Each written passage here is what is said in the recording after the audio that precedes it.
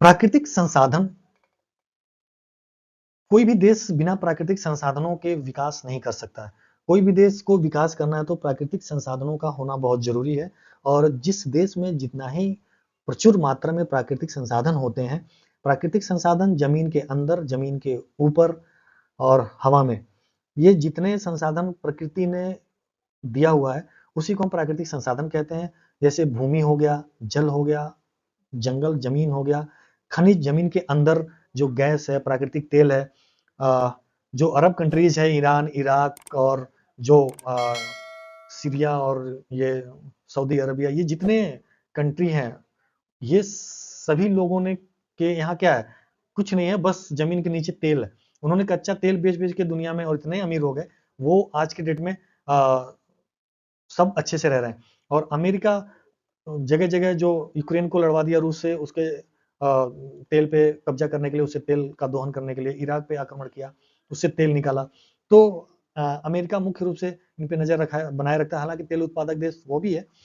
तो प्राकृतिक संसाधन जिस देशों में जितनी ज्यादा रहती है, वह देश उतना ही अच्छे से ग्रो करता है। दूसरी तरफ उसका दोहन करना भी आना चाहिए, तो हम उसके माध्यम से आर्थिक विकास को बहुत तेजी से बढ़ा सकते हैं। तो भारतीय अर्थव्यवस्था को समझना है तो हमें प्राकृतिक संसाधनों को भी थोड़ा समझ के चलना होगा, तो भारतीय अर्थव्यवस्था और अच्छे से समझ में आएगी। इसमें मुख्य रूप से हम देख सकते हैं कि प्राकृतिक संसाधनों में भूमि, जल, वन और खनिज, land, water, forest and minerals की स्थिति को हम थोड़ा समझेंगे। पहले लैंड रिसोर्सेज को देखते हैं। भूमि व प्राकृतिक संसाधन है जो कृषि, आवास, उद्योग, परिवहन जैसे विविध उद्देश्यों के लिए उपयोग किया जाता है। तो भूमि के बगैर तो हम खड़े भी नहीं हो सकते हैं, भूमि सबसे ज्यादा जरूरी है। और दुनिया का जो कुल भूभाग है, कुल भूभाग का हमें 2.6% ही भूमि प्राप्त है, जबकि विश्व की कुल जनसंख्या का हमारे यहाँ 18% लोग निवास कर रहे हैं। तो हमें भूमि के मामले में बहुत कम भूमि मिला है, और ऊपर से चाइना और पाकिस्तान अपना कब्जा बढ़ाते जा रहे हैं। तो ये एक समझने की विषय है। तो भारत में भूमि की स्थिति क्या है? तो पहला है कि भारत का कुल भौगोलिक क्षेत्रफल 32,87,000 वर्ग किलोमीटर है, जो कि बहुत ज्यादा है। इसमें कृषि योग्य भूमि 51% है, लगभग आधा कृषि योग्य भूमि है। चरागाह और कृषि, अन्य कृषि से संबंधित भूमि 4% है। वनों से आच्छादित 21% है, लगभग 21 से 22% वनों से आच्छादित है, जंगल है, अच्छी बात है, जंगल का होना जरूरी है। बंजर अनुपयोगी भूमि 6%, 6% भूमि तो बेकार के रूप में पड़ी हुई है, इसको उपजाऊ बनाने पे काम करना चाहिए। गैर कृषि उपयोग, नहर, नगरों, सड़कों आदि में 11% भूमि, यानी कि हम आवास बनाने में, सड़क बनाने में, पोर्ट बनाने में, हवाई अड्डा बनाने में, रेल बनाने में वगैरह वगैरह में हम अपना ये 11% जमीन उपयोग कर रहे हैं, भूमि का उपयोग कर रहे हैं। तो ये है भूमि के संबंध में। भूमि की विशेषता क्या क्या है? तो भूमि की पहली विशेषता तो ये है कि ये अप्रतिस्थाप्य संपत्ति है, यानी कि यह किसी से सब्स्टिट्यूट नहीं हो सकता है, किसी से। हम ऐसा नहीं कि हमारे पास कोई सामान पड़ा है, मोबाइल पड़ा है, हम किसी चीज से बदल आए और बर्तन लेके आ जाए, ऐसा नहीं। भूमि का कोई सब्स्टिट्यूट नहीं है, भूमि का सब्स्टिट्यूट भूमि ही है। और इसका जो आपूर्ति है वो बिल्कुल सीमित है, या इसकी पूर्ति बिल्कुल स्थिर है, कांस्टेंट है। ये सबसे बड़ा ध्यान देने वाली बात है कि कांस्टेंट है, स्थिर है। क्योंकि हम कोई भी वस्तु का जिनका इस्तेमाल करते हैं, जूते, चप्पल, गाड़ी, मोबाइल, लैपटॉप, पेन, ये सब की यदि मांग बढ़ती है तो हम इसका फैक्ट्रियों में निर्माण कर सकते हैं, चप्पल और बना लेंगे, हम जूते और बना लेंगे, हम दरवाजे और बना लेंगे, हम मोबाइल और बना लेंगे। लेकिन भूमि की कमी पड़ेगी तो कहाँ से भूमि हम बनाएंगे, किस फैक्ट्री में भूमि बनेगी? तो इसलिए हाँ, ये है कि कोई दूसरा ग्रह मिल जाए रहने के लिए, जैसे मंगल हो गया, चांद हो गया, और लोगों को वहाँ, अभी तो वहाँ जीवन की संभावनाओं पे खोज हो रहा है, अभी तक जीवन वहाँ पे संभव नहीं हुआ है। तो कुल मिला के यही जो भूमि हमारे पास है उसी में रहना है। तो इसीलिए भूमि का जो रेट है, लैंड का रेट बहुत तेजी से ऊपर बढ़ता है। तो हमें जनसंख्या पे नियंत्रण रखना पड़ेगा, क्योंकि प्रति व्यक्ति उपलब्धता भूमि की बहुत कम होती जाएगी। तो भूमि की विशेषताएं सीमित है, यह किसी से किसी इसका कोई विकल्प नहीं है, इसकी जो पूर्ति है वो सीमित है। उपजाऊ एवं अनुपजाऊ दो तरह की भूमि है, सभी भूमि कृषि योग्य नहीं होते हैं, कुछ ही भूमि कृषि योग्य होते हैं, कुछ उपजाऊ होते हैं, कुछ उपजाऊ योग्य नहीं होते हैं। प्राकृतिक विविधता है भूमि पे, हर क्षेत्र दूसरे क्षेत्र में, पूरब, पश्चिम, उत्तर, दक्षिण कहीं भी जाएंगे तो मध्य भारत, उत्तर भारत, दक्षिण भारत, अलग अलग जगहों पे अलग अलग प्रकार की भूमि या मिट्टी पाई जाती है, जलोढ़, काली, लाल, बलुई आदि। तरह की अनेक प्रकार की मिट्टियां पाई जाती हैं। तो ये भूमि की विशेषताएं हैं। भूमि से जुड़ी कुछ समस्याएं हैं। भूमि क्षरण, भूमि क्षरण या लैंड डिग्रेडेशन। भूमि क्षरण एक बहुत बड़ी समस्या है जो बाढ़ और तेज आंधी तूफान से भूमि का क्षरण होता है और अपरदन होता है, और भूमि कटाव के वजह से भूमि की जो उपजाऊ क्षमता है वो नष्ट होती है। तो ये एक बहुत बड़ी समस्या। अधिक उपयोगी और रासायनिक खादों से भी भूमि की उर्वरता कम होती है। रासायनिक खादों कीटनाशकों के उपयोग से भूमि की उर्वरता कम होती जाती है, एक समस्या। शहरी और औद्योगिकरण, शहरीकरण और औद्योगिकरण से आवास की समस्या बढ़ी है, जिससे कृषि योग्य भूमि पर भी आवास बढ़ा है और उद्योगों का निर्माण बढ़ा है। उद्योगों से निकलने वाली जहरीली पानी और गैसें भी पर्यावरण को दूषित की हैं और कृषि क्षेत्र को दूषित किया है। बुनियादी ढांचे की जरूरतों से कृषि योग्य भूमि में कमी आई है, जैसे सड़कें हो गई, बिजली हो गया। इन लोगों के लिए काम, इन सब चीज़ों के लिए काम बढ़ाने की वजह से कृषि योग्य भूमि में कमी आई है। मरुस्थलीकरण बढ़ा है। राजस्थान, गुजरात आदि क्षेत्रों में भूमि धीरे धीरे रेगिस्तान में बदल रही है, क्योंकि भूमि का क्षरण हो रहा है और भूमि का जो अन्य औद्योगिकरण और शहरीकरण के कारण भूमि की जो गुणवत्ता है वो बहुत तेजी से कम हुई है, क्योंकि निर्माण कार्यों से उससे निकलने वाला जो रेत और पत्थर होते हैं वो सब जमीन में शामिल हो जाते हैं और जमीन की जो उर्वरता है वो कम हो जाती है, उसकी क्वालिटी गिरती है। भूमि पर जनसंख्या का दबाव बहुत तेजी से बढ़ रहा है। जी हाँ, ये बहुत बड़ा एक समस्या है, जिसमें जैसे जैसे जनसंख्या बढ़ रही है वैसे वैसे भूमि पर दबाव का बढ़ रहा है। प्रति व्यक्ति भूमि कम होती जा रही है और एक दिन ऐसा ना हो कि हम एक जगह खड़े हो जाएं और हिल डुल ना पाए, ना बाथरूम जा पाए, ना कहीं सोने जा पाए, बस खड़े रहें। तो ऐसी स्थिति ना आए, तो जनसंख्या को नियंत्रित करना बहुत जरूरी है। अब इसको कैसे हम सुरक्षित करें, कैसे भूमि की समस्या से निपटें, इसके लिए कुछ यहाँ उपाय दिए जा रहे हैं। पहला है मृदा संरक्षण उपाय, जैसे कंटूर खेती, टेरेसिंग, बांध बनाना। इस सब चीजों से मृदा संरक्षण किया जा सकता है, यानी कि भूमि कटाव को रोका जा सकता है। बांध बनाए जाने चाहिए, पेड़ लगाए जाने चाहिए, जिससे कि भूमि कटाव रोका जा सके।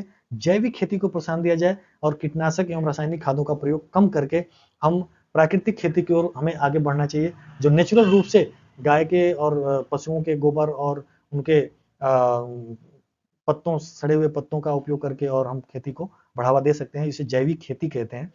तो जैविक खेती आजकल बहुत तेजी से पैर पसार रहा है। वृक्षारोपण एवं वनीकरण भूमि की नमी उर्वरता बनाए रखने में सहायक है।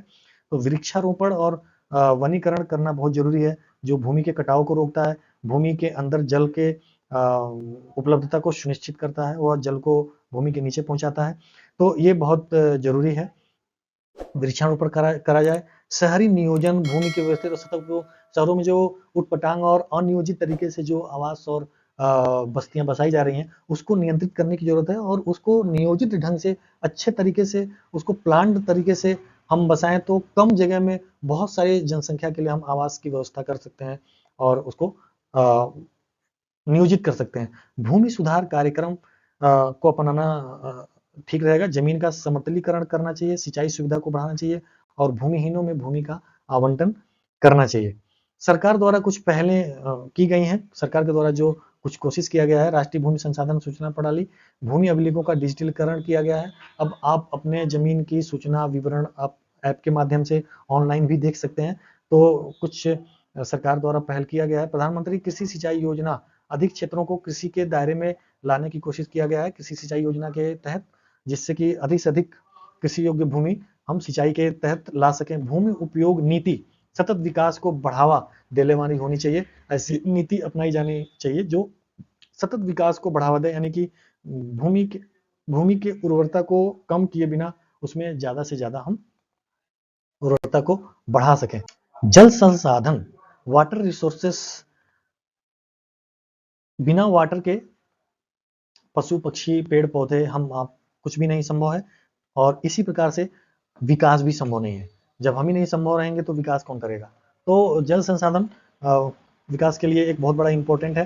कोई भी उद्योग वगैरह लगाना है, कुछ भी बिजली उत्पादन करना है, तो आपको जल चाहिए। भारत में जल संसाधन की स्थिति क्या है, प्रति वर्ष 1170 mm बारिश होती है, जो कि बहुत ज्यादा है, और हर साल बाढ़ से हम लोग डूबने लगते हैं। कई जगह इतनी आपदाएं आ जाती हैं कि लोग डूब के उसमें खत्म भी हो जाते हैं, अपनी जान गंवा देते हैं, और कई राज्यों में ऐसी स्थिति आ जाती है कि उसमें तैर तर के घर जाना पड़ता है, गाड़ियां तैरने लगती हैं।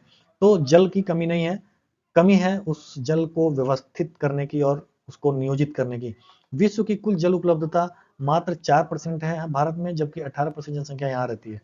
भारत की लगभग 60% कृषि भूमि सिंचाई पर निर्भर है, अर्थात वर्षा पे निर्भर है। 40% भूमि के लिए ही व्यवस्थित सिंचाई उपलब्ध है, यानी कि उनके लिए प्रॉपर सिंचाई की सुविधा है। 60% कृषि योग्य भूमि के लिए कोई सिंचाई की सुविधा नहीं है, वो बारिश पे या राम भरोसे हैं। प्रमुख नदी घाटियां गंगा, ब्रह्मपुत्र, गोदावरी, नर्मदा, कृष्णा, कावेरी, ऐसी तमाम हमारे देश में नदियां हैं जो जल उपलब्ध है जहां, और उनको हम अभी तक ना तो साफ कर पाए और ना तो उनको हम अच्छे उपयोग के लिए, कृषि उपयोग के लिए ठीक कर पाए। तो ये जल की स्थिति है भारत में। जल संसाधनों के मुख्य स्रोत क्या क्या है? 3 तरह के स्रोत हैं मुख्य इसके। एक तो पृथ्वी के ऊपर सतही जल, सरफेस वाटर कहते हैं जिसको, जो जमीन के ऊपर है, जिसमें नदियां का जल है, झीलें हैं, तालाब है, बांध है। भारत में लगभग 400 प्रमुख नदियां हैं। भूमिगत जल होते हैं जो भूमि के जमीन के नीचे से अंदर से जल निकाला जाता है, जैसे कुएं, नलकूप, ट्यूबवेल आदि। ये जमीन के नीचे से जल निकाला जाता है इनके माध्यम से। सिंचाई के लिए पेयजल का मुख्य स्रोत है ये। सिंचाई नलकूप, ट्यूबवेल से हम जानते हैं कि सिंचाई किया जाता है, और नलकूप, कुएं से हम पानी भी पीते हैं। तो भूमिगत जल का सबसे ज्यादा उपयोग सिंचाई और पेयजल के रूप में किया जाता है। वर्षा का जल है तीसरा जो स्रोत है जल का, वो है बारिश का जल, रेन वाटर। और रेन वाटर कहाँ से मिलता है? जब मानसून आता है जून से सितंबर तक, जून से सितंबर तक उससे मिलने वाला जो पानी होता है वो रेन वाटर होता है, और वो पानी का सबसे बड़ा स्रोत होता है, जिससे कि जमीन के अंदर भी पानी वहीं से पहुंचता है, नदियों में भी पानी वहीं से पहुंचता है। तो वर्षा का असमान वितरण है। पूर्वी भारत में अधिक, पश्चिमी और उत्तर पश्चिमी में कम बारिश होता है। तो ये मुख्य स्रोत हैं 3 प्रकार के। जल का उपयोग कृषि क्षेत्र में, जल का सबसे ज्यादा उपयोग होता है। 80% जल तो कृषि क्षेत्र में सिंचाई के लिए चला जाता है। घरेलू उपयोग के लिए कुल जल का 6% उपयोग होता है। उद्योगों के लिए 7% और अन्य कार्यों के लिए 7% जल का उपयोग किया जाता है। भारत में जल से जुड़ी प्रमुख समस्याएं: जल संकट, वाटर स्कार्सिटी। जल संकट क्यों है? तो जल संकट का सबसे बड़ा कारण तो अभी बारिश के दिनों में क्या होता है कि हम सभी लोग डूबने लगते हैं, जगह जगह पानी भर जाता है। तो जल संकट फिर भी अभी जैसे बारिश खत्म होगा तो जगह जगह खेतों में खेती सूखने लगेगी, सूखाग्रस्त इलाकों की न्यूज आने लगेगी। इसका मतलब क्या है कि जो भी हमारे पास नदी नालों झीलों में बारिश के माध्यम से जल भरते हैं, उन जल को रिस्टोर और उन जल को व्यवस्थित मार्ग देने के लिए कोई पॉलिसी गवर्नमेंट ने नहीं की है। इसी कारण ये समस्या हमारे सामने आती है कि हम बाढ़ से भी मरते हैं और सूखा से भी मरते हैं। तो बढ़ती जनसंख्या, शहरीकरण ने जल की मांग में अत्यधिक वृद्धि की है, इसलिए जल संकट, पेय योग्य जल संकट, बहुत पेयजल बहुत कम मात्रा में। 21वीं सदी में कई शहर जल संकट का सामना कर रहे हैं, जिसमें चेन्नई और जयपुर प्रमुख रूप से। जल प्रदूषण बहुत तेजी से बढ़ रहा है। जो भी कीटनाशक, उर्वरक, प्लास्टिक, हम टूरिस्ट देखते हैं कि जो घूमने जाते हैं और वो प्लास्टिक जगह जगह नदियों में, गंगा यमुना और नदियों में फेंक देते हैं, और वो नदियां, गंगा को सफाई करने का जो प्रोग्राम चला था वो फेल हो गया हालांकि। तो इन सभी नदियों में तमाम तरह के प्रदूषण फैल रहे हैं, अपशिष्ट। इतने उद्योगों के जो खराब पानी होता है, एग्जिट पानी होता है, वो नदियों में गिराया जाता है। तो इससे जो जल है वो जमीनों में भी घुस करके जमीन के अंदर के जल को भी खराब करता है। तो ये जल प्रदूषण का कारण है। और नदियों की गुणवत्ता में गिरावट आई है, जैसे हमने बताया अभी गंगा यमुना के क्वालिटी में गिरावट आई है। जलवायु परिवर्तन, अनियमित मानसून, बाढ़, सूखा जैसी आपदाओं में वृद्धि हुई है। जलवायु परिवर्तन के कारण कभी बाढ़, कभी सूखा, कभी बहुत ज्यादा बारिश, कभी बिल्कुल बारिश बंद, ऐसी स्थितियां हुई हैं। ये ग्लोबल वार्मिंग की वजह से हुआ है। ग्लोबल वार्मिंग प्रदूषण से हुआ है, वह एक अलग टाइप चैप्टर है। तो इस तरह से जलवायु परिवर्तन हो गया है ग्लोबल वार्मिंग से, और जलवायु परिवर्तन के कारण हम तमाम तरह की समस्याओं से जूझ रहे हैं। असमान वितरण, उत्तर और पूर्वी भारत में प्रचुर जल है, परंतु पश्चिमी दक्षिणी राज्यों में जल की कमी है। तो ये समझने की जरूरत है। तो ये जल से जुड़ी कुछ प्रमुख समस्याएं यहाँ पे दिखाई गई हैं। अब जल संरक्षण या जल को किस तरह से हम बचाएं, उसका संरक्षण करें, उसके कुछ उपाय यहाँ पे दिए जा रहे हैं। वर्षा जल संचयन, रेन वाटर हार्वेस्टिंग जरूर करना चाहिए। जब भी कोई भी घर बनाए या कोई भी होटल बनाए, कोई भी बड़ा मकान बनाए, तो उसमें रेन वाटर, जो छतों का पानी है, उसको स्टोर करके और सिंचाई के लिए गमलों में, फूलों में पानी देने के लिए, गाड़ी धोने के लिए उपयोग करें, उससे अन्य कार्यों का उपयोग करें, तो इससे हमारा जल का उपयोग ठीक हो जाएगा। ड्रिप एवं स्प्रिंकल सिंचाई को बढ़ावा देना चाहिए, यानी कि पौधे को पानी देने के लिए ऐसा नहीं कि पूरे जमीन को सींचने की जरूरत है, पौधे को पानी देने के लिए वहाँ ड्रिप ड्रिप पानी दिया जाए। और आज की टेक्नोलॉजी ये चल रही है कि हम पाइप बिछा देते हैं और केवल पौधे के पेड़ के पास उसका एक ड्रिप रखते हैं और उसमें वो पानी उसको पौधे को मिलते रहता है। तो सिंचाई की में जल की बचत होगी और उसकी क्वालिटी बढ़ेगी।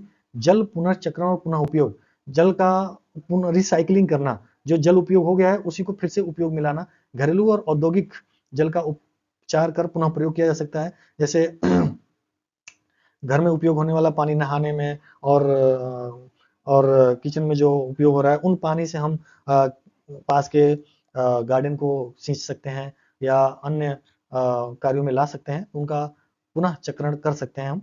पारंपरिक जल संरचनाओं का पुनर्जीवन, जो पारंपरिक जल संरचनाएं थे, पहले तालाब होते थे, कुएं होते थे, है ना, उन सबको हमें पुनः से जीवन प्रदान करना होगा और उसमें हमें पानी स्टोर करना होगा। बारिश जब भी आता है तो अपने आप भर जाता है, तो उसको संरक्षित करने की जरूरत है। वर्तमान में बहुत सारे तालाब और कुएं गायब हो रहे हैं, तो उसको फिर से पुनर्जीवित करने की जरूरत है। सामुदायिक भागीदारी बहुत जरूरी है। गांव स्तर पे जल पंचायत और जल समितियों का निर्माण करके जल संरक्षण किया जा सकता है। तो ये कुछ उपाय थे जिसके माध्यम से हम जल संरक्षण कर सकते हैं। सरकारी प्रयास भी कुछ किया गया है। जल जीवन मिशन लागू किया गया था 2024 तक, जिसके तहत हर घर में नल के माध्यम से जल पहुंचाने की बात की गई है। अब अभी तक तो पता नहीं हुआ कि नहीं हुआ। अटल भूजल योजना के अंतर्गत भूमिगत जल के प्रबंधन के लिए योजना बनाया गया है, जिसके अंतर्गत हम जमीन के अंदर जल का प्रबंधन कैसे करें और उस जल को कैसे हम प्रदूषण से मुक्त रखें। नमामि गंगे मिशन गंगा नदी के संरक्षण के लिए चलाया गया था, लेकिन यह फेल हो गया और बड़े ही दुख के साथ कहा जा रहा है कि गंगा आज भी स्वच्छ नहीं है और गंगा सबसे ज्यादा दूषित नदी बन गई है। और जिसमें तमाम फैक्ट्रियों के, उद्योगों के कचरे आते हैं और तमाम आपके घरों के गंदा पानी उसमें मिलता है। फिर जो टूरिस्ट होते हैं उनके द्वारा फेंके गए प्लास्टिक की बोतलें, चिप्स की बोतलें, पैकेटें, और इससे तमाम उसमें बहुत ज़्यादा गंदगी आज भी बनी हुई है। राष्ट्रीय जल नीति 2012 में इस उद्देश्य से लाया गया कि जल का न्याय संगत और सतत उपयोग बनाए रखा जाए, अर्थात हम इस प्रकार से जल का उपयोग करें कि आने वाली जो पीढ़ियां हैं, 50 साल बाद, 100 साल बाद जो पीढ़ियां आएंगी, और तो उनके लिए भी हम जल पर्याप्त मात्रा में और शुद्ध जल कैसे हम उपयोग रखें और उसका हम उपयुक्तता और उसका जो उपलब्धता बनाए रखें। वन संसाधन, फॉरेस्ट रिसोर्सेस, वन संसाधन बहुत जरूरी है, क्योंकि यह भी एक ऐसा संसाधन है जिसके बिना जीवन ही संभव नहीं है। जीव जंतुओं का ही नहीं, हमारा भी जीवन संभव नहीं है। और हम बिना फॉरेस्ट के, बिना पेड़ पौधों के हम नहीं जीवित रह सकते हैं। और इसका उपयोग केवल जीवन बचाने के लिए ही नहीं बल्कि विकास कार्यों के लिए भी है, क्योंकि बड़े बड़े इमारतों में लकड़ियां और इमारतों के बनाने में, दवाओं में उपयोग जड़ी बूटियों का किया जाता है। तो ये सारी चीजें वन संसाधन से ही आती हैं। तो विकास में फॉरेस्ट रिसोर्स का या वन संसाधन का बहुत ही बड़ा महत्वपूर्ण है। भारत में वन संसाधन की क्या स्थिति है, इसको यहाँ से समझते हैं। भारत के कुल भौगोलिक क्षेत्रफल 32,87,000 वर्ग किलोमीटर है। वनों से आच्छादित क्षेत्र 7,13,000 वर्ग किलोमीटर है और देश की कुल क्षेत्रफल का 21%, 21.71 यानी कि 22% लगभग हिस्सा वनाच्छादित है। इसका उद्देश्य 33% तक ले जाने का रखा गया है। घने वन का क्षेत्र 2,55,000 वर्ग किलोमीटर है। मध्यम घनत्व वाले का 3,06,000 वर्ग किलोमीटर है। खुले वन 1,52,000 वर्ग किलोमीटर है। तो ये है वनों की स्थिति हमारे देश में। वनों के प्रकार और वो कहाँ पाए जाते हैं, तो उष्णकटिबंधीय सदाबहार वन पश्चिमी घाट पूर्वोत्तर भारत में पाए जाते हैं। पर्णपाती वन मध्य भारत, छत्तीसगढ़, झारखंड में पाए जाते हैं। शुष्क वन राजस्थान, गुजरात में पाए जाते हैं। पर्वतीय वन हिमाचल, उत्तराखंड, जम्मू कश्मीर में पाए जाते हैं। पर्वतीय वन मतलब पर्वतीय इलाकों में पाए जाते हैं, ये तीनों क्षेत्र पर्वतीय हैं। मैंग्रोव वन, सुंदर वन पश्चिम बंगाल में पाए जाते हैं। वनों की उपयोगिता क्या है, तो पर्यावरणीय वनों की उपयोगिता या वनों का महत्व कह सकते हैं। इंपॉर्टेंस ऑफ फॉरेस्ट, महत्व यहाँ लिख सकते हैं।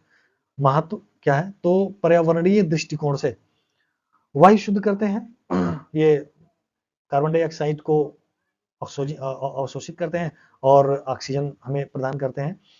जलवायु और तापमान को नियंत्रित करते हैं। निश्चित रूप से पेड़ पौधों की संख्या जहाँ ज़्यादा होती है वहाँ पे तापमान कम होता है और बारिश ज़्यादा होती है, वर्षा ज़्यादा होती है।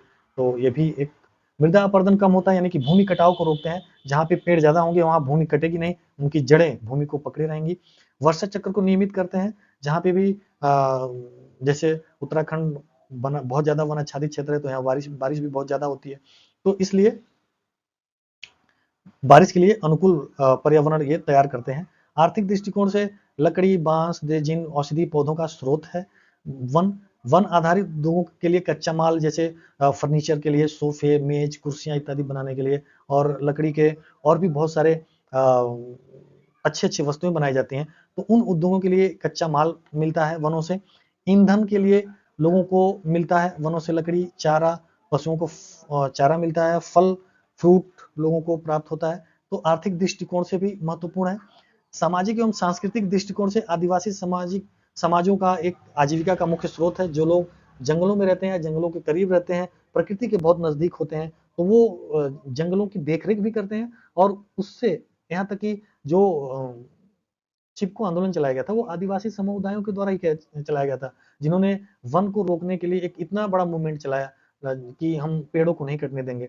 तो ये आदिवासी होते हैं, ये वनों को, पेड़ों को भगवान मानते हैं, क्योंकि उनसे इनकी आजीविका चलती है, लकड़ी उनको मिलती है, उनको दवाई भी मिलती है, उनसे उनको फल भी मिलते हैं। तो ये प्रकृति के बहुत करीब होते हैं, तो उनके लिए ये बहुत ही इंपॉर्टेंट होता है। धार्मिक एवं सांस्कृतिक कार्यों में बहुत ज्यादा इनका उपयोग किया जाता है। जैसे पीपल, बरगद, तुलसी के पेड़ माना जाता है कि 24 घंटा आपको ऑक्सीजन प्रदान करते हैं। तो ये वनों की महत्वपूर्ण उपयोगिताएं हैं। वनों के संबंध में कुछ समस्याएं हम आज के दिनों में देख रहे हैं। जैसे वनों की कटाई, डिफॉरेस्टेशन बहुत ज्यादा बढ़ रहा है। क्यों? क्योंकि शहरीकरण और बांध निर्माण, सड़क निर्माण इत्यादि के कारण, आवास निर्माण इत्यादि के कारण वनों को काटना पड़ रहा है, और इस वजह से वन खत्म होते जा रहे हैं, जो कि हमारे जीवन के लिए बहुत बड़ा संकट उत्पन्न हो सकता है। अवैध लकड़ी कटाई, जो वन माफिया हैं जो इससे लाभ कमाते हैं, वो अवैध रूप से जो कॉस्टली, जो बैंड पेड़ हैं, जैसे देवदार है, अन्य जो महत्वपूर्ण, जिनकी संख्या बहुत कम है और वो बाजारों में बहुत महंगा, जैसे पुष्पा मूवी में देखो, जैसे उसमें कितना बैन है, लेकिन वो किस तरह से उसका स्मगलिंग करता है पेड़ों का। तो इनके द्वारा जो, हालांकि उसमें तो हीरो बना के दिखा दिया, बहुत अच्छा काम कर रहा है, लेकिन वो गलत है। वन को काटना, पेड़ों को काटना ठीक नहीं है, और जिसके द्वारा वनों का अंधाधुंध इनके द्वारा दोहन किया जा रहा है, और वनों की संख्या कम हो रही है।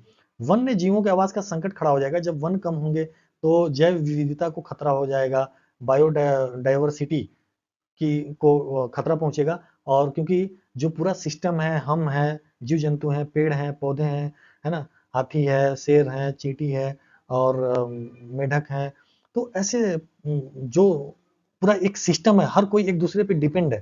तो यदि हम वनों को कम करेंगे, खत्म करेंगे, तो जो वनों में रहने वाले जीव जंतु हैं उनके ऊपर रहने का संकट आएगा। तो फिर हम कहते हैं कि वनों से जानवर अब खूंखार हो रहे हैं, आक्रामक हो रहे हैं।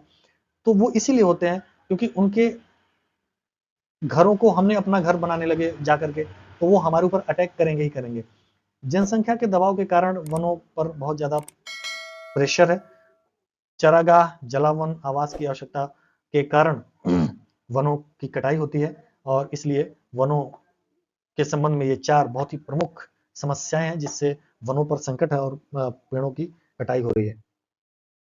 इनके संरक्षण के क्या उपाय हैं? सामुदायिक वन प्रबंधन के माध्यम से ग्रामीणों के साथ मिलकर के वन विभाग के अधिकारी वनों का संरक्षण करते हैं, इसे सामुदायिक वन प्रबंधन कहते हैं। पुनः वनीकरण और वनीकरण, यानी कि जो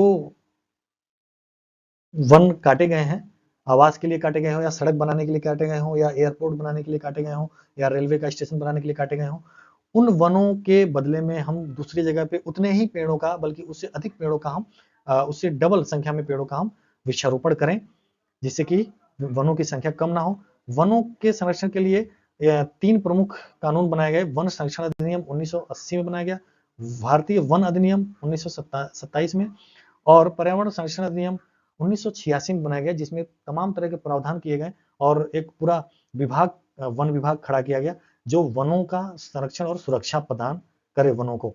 वन्य जीव संरक्षण के अंतर्गत हम reserve, national park, wild life आदि को सुरक्षा प्रदान करते हैं। वन्य जीव संरक्षण के लिए, क्योंकि वन्य जीव वनों में ही रहते हैं, और जैसे शेर हो गया, बाघ हो गया, हिरण हो गए, और बहुत सारे जो वनों में रहने वाले जीव हैं उनको संरक्षित किया गया है, और उनका शिकार करना कानूनन अपराध है, उसके लिए आप जेल जा सकते हैं। तो वन रहेंगे तभी ये वन्य जीव भी रहेंगे। सतत वन प्रबंधन, वनों का वैज्ञानिक तरीके से उपयोग और पुनः पूर्ति, वनों का हम उपयोग भी करें मानव जीवन के लिए, मानव विकास के लिए, आर्थिक विकास के लिए, लेकिन हम ऐसा उपयोग करें कि वनों की संख्या ना घटे और वनों की मात्रा और अधिक होती जाए। सरकार द्वारा कुछ महत्वपूर्ण पहल किया गया है, क्या क्या कोशिश किया जा रहा है। तो राष्ट्रीय वानिकी नीति 1988 में देश के क्षेत्रफल का कम से कम 33% हिस्सा को हमें वनाच्छादित बनाने का लक्ष्य रखा गया है। इसमें ग्रीन इंडिया मिशन में जलवायु परिवर्तन से निपटने के लिए वृक्षारोपण को अनिवार्य किया गया है। ग्रीन इंडिया मिशन ये बताता है कि हर साल हम जुलाई के माह में अत्यधिक रूप से वृक्षों का निर्माण, वृक्षों का को लगाएंगे। कैंपा कंपनसेटरी एफोरेस्टेशन फंड, काटे गए वनों की भरपाई के लिए वृक्षारोपण करना। जैसा कि मैंने बताया कि यदि सड़क निर्माण और अन्य महत्वपूर्ण कार्यों के लिए वनों की कटाई करनी पड़ती है, तो उससे कहीं अधिक मात्रा में, दोगुने मात्रा में हमें कहीं और पेड़ों का रोपाई करके हम उसकी भरपाई करेंगे। वन महोत्सव मनाएंगे जुलाई के हर माह में हम वृक्षारोपण करके, जैसे उत्तराखंड में हरेला मनाया जाता है, ऐसे ही एनएसएस के माध्यम से, अन्य कार्यक्रमों के माध्यम से हम पूरे देश में वृक्षारोपण का कार्य करते हैं, जिससे कि वनों की मात्रा बढ़ती रहे। खनिज संसाधन, ये खनिज संसाधन जो जमीन के नीचे बहुतायत पाए जाते हैं, जमीन के ऊपर भी पाए जाते हैं, जो विकास के लिए बहुत ही जरूरी है, मिनरल्स रिसोर्सेज, और उनके बिना हम किसी भी विकास की कल्पना भी नहीं कर सकते हैं। कोई भी विकास हमें करना है तो हमें जरूर रूप से खनिज का होना हमारे पास बहुत जरूरी है, और इसका उपयोग निर्माण क्षेत्र में, ऊर्जा के उत्पादन में, धातु निर्माण में, उर्वरक में, ईंधन में, रसायन में, इलेक्ट्रॉनिक्स आदि में इनका निर्माण, इनका उपयोग किया जाता है। तो ये एक इम्पोर्टेंट पहलू है, और जहां पे हमें इसका निर्माण करना जरूरी होता है। खनिज संसाधनों का होना जरूरी है। तो खनिज संसाधनों की स्थिति क्या है वर्तमान में भारत में? तो भारत में लगभग 95 प्रकार के खनिज पाए जाते हैं, और जिसमें 4 प्रकार के ऊर्जा वाले खनिज पाए जाते हैं, जिसमें कोयला, पेट्रोलियम, प्राकृतिक गैस और यूरेनियम। कोयला से बिजली उत्पादन होता है, और पहले बहुत सारे जो रेलगाड़ियां हैं, शुरुआत में रेलगाड़ियां कोयला से ही चलती थी, तो कोयला से बहुत सारे उद्योग और बहुत सारे बिजली संयंत्र कोयला के बिना नहीं संचालित किए जा सकते हैं। पेट्रोलियम से हम जानते हैं कि सारे उद्योग और इंडस्ट्री और गाड़ियां सब पेट्रोलियम पदार्थों से ही चलते हैं। प्राकृतिक गैस, जो कि हमारे घरों में रसोई गैस और अन्य ऊर्जा के साधन के रूप में हम प्राकृतिक गैस का इस्तेमाल करते हैं। यूरेनियम से बिजली के उत्पादन में यूरेनियम का उपयोग किया जाता है, और अन्य परमाणु हथियार बनाने में यूरेनियम का उपयोग किया जाता है।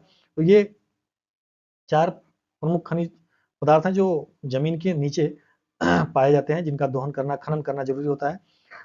10 प्रकार के धात्विक खनिज होते हैं, जिसमें लौह अयस्क, तांबा, बॉक्साइट, सीसा, जस्ता आदि पाया जाता है। 21 गैर धात्विक खनिज होते हैं, जिसमें चूना पत्थर, अभ्रक, जिप्सम, फास्फोराइट आदि पाए जाते हैं। 21 गैर धात्विक खनिज पाए जाते हैं। शेष खनिज लघु एवं कीमती खनिज श्रेणियों में आते हैं। तो महत्वपूर्ण ये 4 ऊर्जा खनिज, 10 धात्विक और 21 गैर धात्विक खनिज हैं, जो मुख्य रूप से पाए जाते हैं और जिनका विकास कार्य में बहुत ही जरूरी है उपयोग करना। तो इसके संबंध में थोड़ा और विस्तार से हम यहाँ देख लेंगे। प्रमुख खनिज और उनके क्षेत्र: लौह अयस्क झारखंड, उड़ीसा, छत्तीसगढ़, कर्नाटक में ज्यादातर पाया जाता है। कोयला झारखंड, पश्चिम बंगाल, उड़ीसा और मध्य प्रदेश। मध्य प्रदेश में तो मैं गया ही हूँ, कोयला के बहुत सारे खदान है वहां पे। बॉक्साइट उड़ीसा, गुजरात, महाराष्ट्र में। तांबा का प्रमुख क्षेत्र है राजस्थान, मध्य प्रदेश, झारखंड। सोना मुख्य रूप से कर्नाटक, वहाँ इसलिए गले में मोटे मोटे चैन होते हैं। झारखंड में पेट्रोलियम पदार्थ असम में, मुंबई कक्ष आंध्र प्रदेश। पेट्रोलियम पदार्थ मुख्य रूप से समुद्र के इलाके में, नीचे समुद्र के नीचे पाए जाते हैं। प्राकृतिक गैस भी वहीं पाए जाते हैं, त्रिपुरा में और गोदावरी कृष्णा बेसिन में पाए जाते हैं। चूना पत्थर मध्य प्रदेश में, राजस्थान और आंध्र प्रदेश में पाए जाते हैं।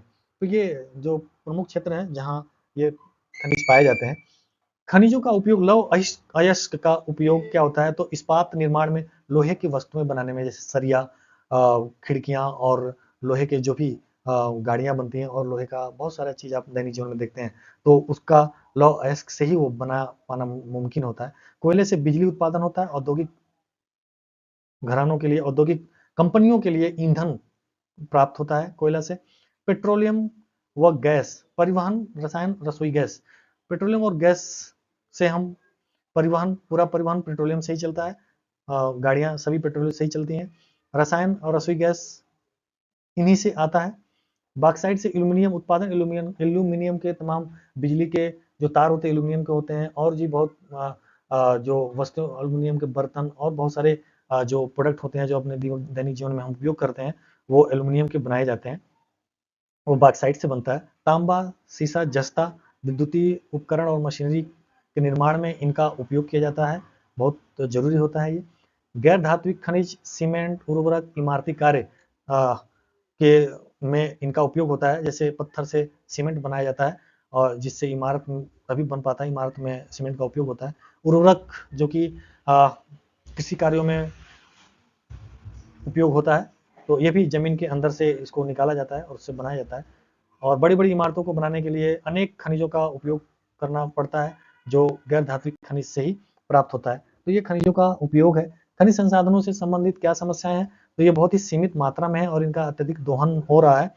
खनिज गैर नवीकरण है, इनका तेजी से विलुप्त हो रहे हैं ये, तो क्योंकि इनको हम नवीकरण नहीं कर सकते हैं, तो इसलिए हमें दूसरे ऊर्जा के साधनों पर शिफ्ट होना पड़ेगा, दूसरे ऊर्जा के साधन ढूंढने पड़ेंगे, जो कि ढूंढा जा रहा है। कोयला की जगह अब हम बिजली उत्पादन के लिए यूरेनियम का ज़्यादा और थोरियम का ज़्यादा उपयोग कर रहे हैं। बिजली उत्पादन अब हम सौर ऊर्जा से भी कर रहे हैं और वायु से भी कर रहे हैं, तो ये भी हो रहा है। लेकिन ये एक समस्या जरूर हमारे सामने होती जा रही है अन्य खनिजों के मामले में, क्योंकि वो सीमित हैं और उनका दोहन लगातार हो रहा है। खनन से पर्यावरण की को क्षति होता है। खनन जब होता है तो उससे तमाम गैसें निकलती हैं जो पेड़ पौधों और वातावरण के लिए ठीक नहीं होती हैं। वनों की कटाई करनी पड़ती है, क्योंकि हमें खनन करना है तो वनों की कटाई करनी पड़ेगी। जल के अंदर से कई बार होता है कि जल के नीचे पेट्रोलियम पदार्थ ढूंढने गए और उसमें से तेल निकल गया और पूरा जल दूषित हो गया, और वायु प्रदूषण, उसमें आग लग गई और वायु प्रदूषण हो गया। मृदा क्षरण होता है, इससे मिट्टी की कटाई होती है, तो ये पर्यावरण को क्षति पहुंचता है। विस्थापन, खनन क्षेत्रों में बसे जनजातीय समुदायों को हमें हटाना होता है, उनको पलायन करना पड़ता है, तो इससे शहरी क्षेत्रों में आवास की समस्या बढ़ती है। अवैध खनन एक बहुत बड़ी समस्या है खनिजों का। बिना अनुमति या चोरी छिपे बहुत सारे खनन माफिया हैं जो खनन करते हैं और इससे राजस्व को हानि होती है, सरकार को पैसे की कमी पड़ती है, और अनियमित खनन से पर्यावरण को बहुत ज्यादा नुकसान होता है।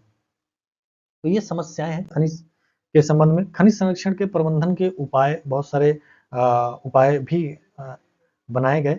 सतत खनन नीति बनाई गई, पर्यावरणीय दृष्टिकोण से सुरक्षित और नियंत्रित खनन लागू किया गया कि जब भी खनन किया जाए तो उसको प्रॉपर उसकी जांच हो कि उससे कोई और इकोसिस्टम और बायोडाइवर्सिटी पे कोई नेगेटिव इम्पैक्ट ना पड़े, हमारे पर्यावरण पे कोई नेगेटिव इम्पैक्ट ना पड़े, उसको ध्यान में रखते हुए हम उसका उपयोग करें। खनिजों का पुनः चक्रण, जैसे एल्यूमिनियम, तांबा, स्टील आदि का पुनः उपयोग किया जाए। खनिजों का रिसाइकलिंग किया जाए, जो चीज चलन से बाहर हो जा रही है उसको ऐसा नहीं कि हम कहीं नदी नालों में फेंकाएं, उसको पुनः रिसाइकिल करें, तो इससे खनिज फिर से उपयोग में आ सकते हैं। खनिज नीति 2008 और संशोधन 2009 में खनिज नीति बनाई गई 2008 में, और उसी को फिर 2019 में संशोधित किया गया, जिसमें पारदर्शिता, पर्यावरणीय संतुलन और सामाजिक उत्तरदायित्व को बढ़ावा दिया गया। इसमें पारदर्शिता लाई गई, पर्यावरण संतुलन लाया गया और सामाजिक उत्तरदायित्व को निर्धारित किया गया, जिससे कि खनिज से होने वाले साइड इफेक्ट, खनिज खनन से होने वाले साइड इफेक्ट को रोका जा सके और उससे होने वाले पर्यावरणीय नुकसान को कम किया जा सके और जल प्रदूषण को कम किया जा सके। खनिज अन्वेषण, भूगर्भीय सर्वेक्षण और वैज्ञानिक तकनीक के माध्यम से नए खनिज क्षेत्र की खोज किया जाए। अब नई टेक्नोलॉजी से नए क्षेत्रों का जहाँ पे अभी कुछ काम नहीं हुआ है, जैसे बंजर जमीन है, कहीं ऐसी जगह है जहाँ से नई तकनीकी का उपयोग करके और प्रदूषण कम से कम हो, हम खनिजों का उत्खनन करें और खनिजों को प्राप्त करें। स्थानीय समुदायों की भागीदारी जरूर हो, वहाँ के समाज को लाभ दिया जाए, जिस क्षेत्र में हम खनिज खनन कर रहे हैं, खनिज निकाल रहे हैं, वहाँ के लोगों को भी हम उसमें रोजगार दें, उनको हम उनके पैसे दें, भरपाई करें, उनके जीवन को अच्छा बनाएं। तो ये कुछ उपाय थे खनिज संरक्षण के। भारत में खनिज क्षेत्र से जुड़े कुछ आंकड़े हैं जो 23-24 से संबंधित हैं। कोयले का उत्पादन 893 मिलियन टन हुआ था 2023 में। लौह अयस्क का उत्पादन 250 मिलियन टन हुआ था 23-24 में। पेट्रोलियम उत्पादन 30 मिलियन टन हुआ था 23-24 में। खनन का जीडीपी में योगदान 2.3% है। खनिज निर्यात 40 बिलियन डॉलर।